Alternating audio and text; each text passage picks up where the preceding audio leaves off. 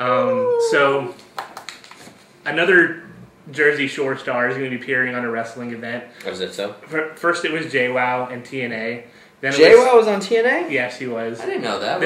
What did she do? This time last year, she made around $15,000 for the appearance. She was involved in an angle with I forgot who it was. There's a Jersey Shore knockoff wrestler on TNA, so he was he was the one that feuded with her. He has a girl. The girl's name is Cookie. It's Cookie and Robbie E. So that happened, and then Snookie appeared at WrestleMania this past year, teamed up with, I think, Morrison and Trish or something to take on the Bad Divas. But so now there's a third Jersey Shore star will be appearing in wrestling. Do you have any guesses for us? It's got to be Holly D. Nope. Or Ronnie. Okay. Ronnie. So Ronnie already shot the angle. So this is spoilers for people who care about Impact spoilers. He's going to be on TNA? Yeah. Of course, he's not going to be in WWE. The WWE is reserved for the actual stars of the show, like Snookie and The Situation. Anyone besides them, they wouldn't be on WWE. So I'm guessing he's going to make around the same $15,000 that JWOW made, maybe $20,000 because he's a little bit, I think, a bigger star than JWOW. So he appeared in an angle with he teams up with Eric Young to take on this Jersey Shore clone Robbie E. and Rob Terry. I actually showed you Rob Terry last week. It's kind of funny that this happened. And I just showed you who Rob Terry was last week. He took that chair shot to the head from Homicide. Big steroid guy? Yeah, so him and the Jersey Shore clone are going to team up to take on Eric Young and Ronnie. And apparently Ronnie and Eric Young got the win. So Ronnie pinned Robbie E. Oh, that's awesome. Yeah. I want to see that. I'll watch that. Yeah, I like Ronnie. Actually, I hate Ronnie, but I like to see Ronnie in TNA. He's a big dude, right? He's very steroided out, too. I wouldn't mind seeing him as a recurring character, but it's probably not going to happen. Juice Head, as we call him. The episode will appear, he'll appear on the episode this Thursday at 9 o'clock on Spike TV. So make sure you check that out if you're, like Jerry, and want to see Ronnie on TNA. That's awesome. I will. I want to see that. Yes. So did you happen to watch any television this week, Jerry? TV, the only TV I've seen is Jersey Shore, Real World, and some X Factor. So did you watch this week's Real World? It's all old, yeah. I think I'm all caught up. I don't watch actual television. I get on my TV online, and so sometimes I'm a little behind, but... So what do you think about the drama on this week's episode of Real World? It's funny. It was very relevant to my real life because everybody wanted me to go out to the neighborhood, this gay parade. It's not really my scene. I don't have anything against the gay culture. It's just I don't know that I want to be in the ultimate gay bash in the neighborhood on Halloween. Yeah. But it was cool. But it was the same type of situation in the real world where there's this. Did you feel pressured to be there? I did, and I had to go to the shooting range to get my frustration out. Did you say you invite these people to church with you, to the shooting range with you, and to the gym with you, and they don't want to go with you to those places? So why would you go with them to this gay party? I don't invite anybody anywhere with me. Oh, that was funny watching Sam. Right? Watching Sam, she's like broke down crying. Yeah, apparently. Screaming about how... She had a rough couple of... Her friend apparently had a leg amputated after a car accident, so that may have... Okay, so... That's with her. Yeah.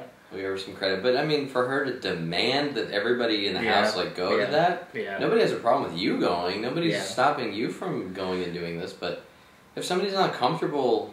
I think Sam and the other gay person in the house, Frank, feel a tension between them and this guy Zach. So maybe they thought that this would kind of patch up that bridge. That'll patch it up. Make things much more awkward. Yeah, he has a "Don't Tread on Me" flag hanging up in his room. So obviously he's a really conservative Republican, I would guess. No, like how she went and got her gay pride flag and put it up.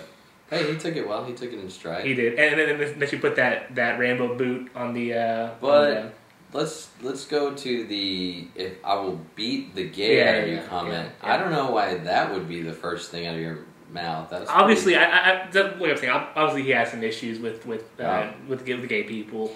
And the blonde, what's his blonde girl's name? Barbie or something. Kelly Ripa. Yeah. Whatever the blonde girl's name on there. It's funny whenever, was it Frank probably that invited them out? He says, oh yeah, you know, there's going to be, for the first time ever, active military guys marching in this parade, and it's going to be great, and we should all go volunteer. She said, and he says, you know, can you go ask, who's the musclehead? Zach, I think is his name. Can you go ask Zach? And she goes, no, he has his, you know, he can, you can ask him. He can make up his own mind. And then, of course, and I go, she's going to go right and tell him. So first thing she does, she goes and jumps in the car with him and tells him exactly what happened. Rolling her eyes the whole time, downplaying the whole thing. But like the other girl said, you know, she's the type of girl that, you know, as soon as she meets this new guy, what was it she doesn't like? She was saying something like she doesn't red meat, right? Yeah, she likes her shit well cooked, and then he says, "Oh, I like mine all bloody." And all of a sudden, every time she orders her stuff all bloody, you know, she's one of those type of girls. So I'm sure if she met a guy who was all about gay pride, she would be, exactly. I believe everyone should be able to express, and I'd be so proud to go volunteer. Yeah, just whatever's convenient for making your relationship work for this week. Yeah. You can tell it's a complete physical attraction with them too. She's admitted it too. They seem to be on the shallow end of the brains. They are both hot. So watching them bump uglies must be pretty nice.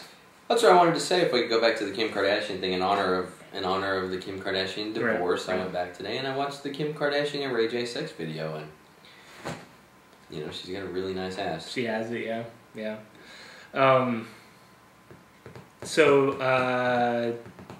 Top 5 rated shows this week: Modern Family, 2.5 Men, The OT, Saturday Night Football, and The Big Bang Theory. So Modern Family has now grown to dominate the airwaves? It's this is adults 18 to 49. I think overall the top show was NCIS or whatever. The old people push those type of shows over. Okay. Modern Family. What's the rating on that? It did a 5.7, 7 million people. That's nothing. No, like network TV, you know, the ratings have definitely slipped a little bit this year.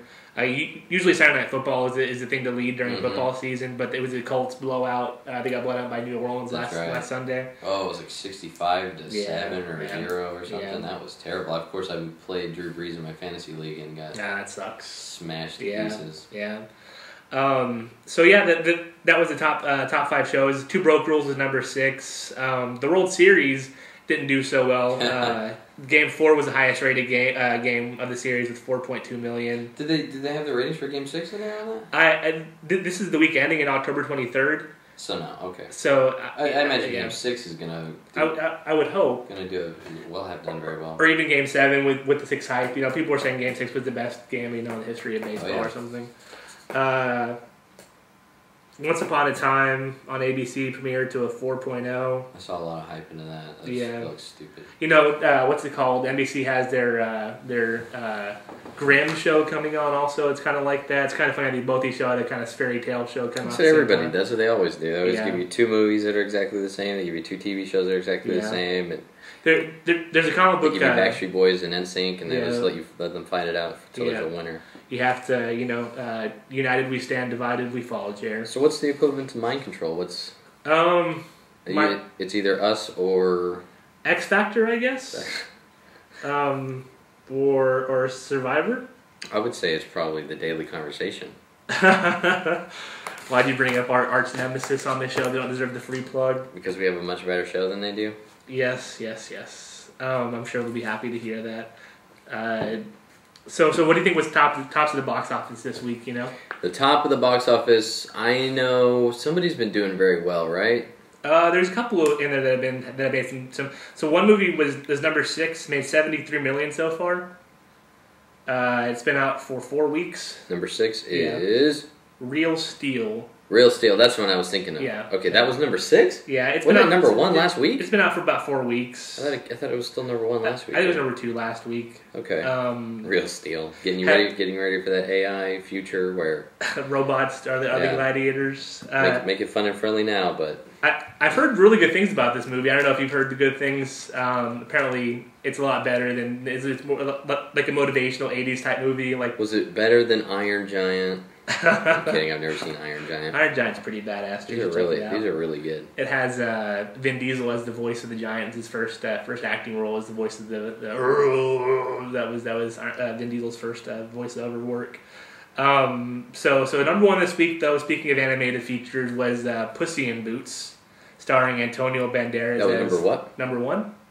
Made $34 million in the opening weekend, so keeping that Shrek mojo alive. I like the milk commercials. I haven't seen the milk commercial. He was in the movie. He's drinking his milk out of a cup or a bowl. And they call it leche.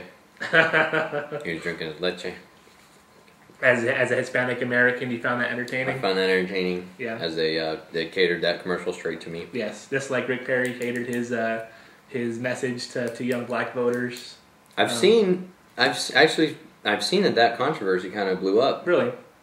That controversy really did blow up. Started here on Mind Control? Mm-hmm. Yeah. Yeah. I mean, I didn't know anybody else took it like that. But clearly, a lot of people did, and Rick Perry had to come out and say, of course that wasn't racist. And Herman Cain said, of course he didn't mean it like that. He's my Christian brother, is what Herman Cain said. He goes, oh, he is my brother. He's my Christian brother. Okay. So that's good. He's obviously keeping that tie alive for whenever... but let's go back on the record and say Rick Perry was racist when he said it. Yes. Of course he was racist when he said it. In Time came out this week, was number 3. Footloose was number 4, and The Rum Diary premiered to number 5. In Time came out and was what? Number 3. With how much? 12 million. Good.